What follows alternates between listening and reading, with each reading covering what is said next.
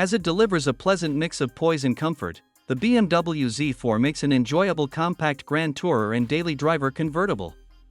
Clearly it was engineered for top-down driving, as the chassis remains rigid and cabin reasonably serene even when the roof is folded away.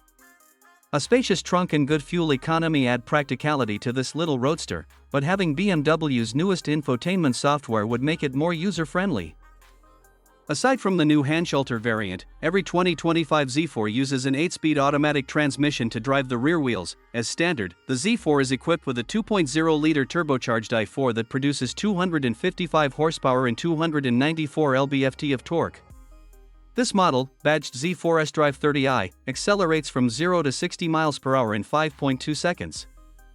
Fuel economy is rated by the EPA at 2533 mpg city/highway.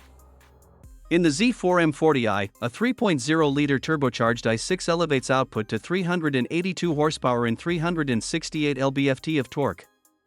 Acceleration to 60 miles per hour duly falls to 3.9 seconds. Fuel economy isn't much worse, measuring 23/31 mpg.